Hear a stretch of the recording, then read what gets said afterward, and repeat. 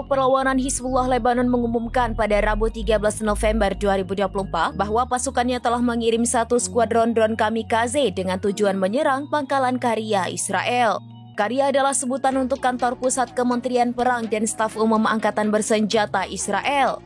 Sebelumnya, Hizbullah memperingatkan kalau keputusan yang diambil Israel untuk melanjutkan invasi darat tahap kedua di Lebanon Selatan akan menghasilkan kekecewaan dan kegagalan.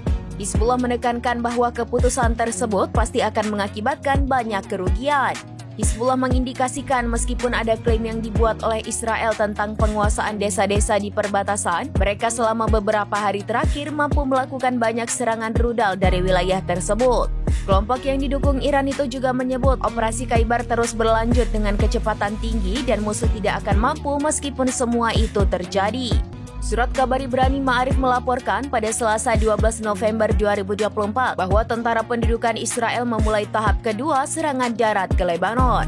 Laporan tersebut menambahkan dengan mengutip sumber-sumber militer bahwa divisi ke-36 melakukan manuver di wilayah baru di Lebanon Selatan dan ini merupakan invasi terbesar dalam serangan tentara pendudukan sejauh ini. Sementara itu, Hizbullah menerbitkan pernyataan rinci tentang perkembangan lapangan pertempuran Ulil Albas. Dalam pertempuran tersebut, Hizbullah mengatakan kerugian musuh Zionis sejak dimulainya manuver darat di Lebanon Selatan mengakibatkan lebih dari 100 orang tewas. Sementara itu, 1.000 perwira dan tentara terluka, 43 tank Merkava, 8 bulldozer militer, 2 Hammer, 2 kendaraan lapis baja, dan 2 pengangkut personel hancur, serta 4 drone Hormuz ditembak jatuh. Hizbullah mencatat jumlah korban ini tidak termasuk kerugian musuh Israel di pangkalan militer, lokasi, barak, pemukiman, dan kota-kota yang diduduki.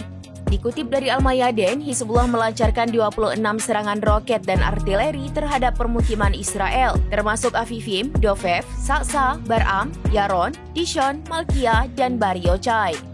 Lokasi tersebut merupakan pangkalan pertahanan udara dan rudal, pusat komando bagi batalion yang terlibat dalam serangan, depot senjata, dan titik perakitan kendaraan yang terkait dengan Brigade ke-36 Israel.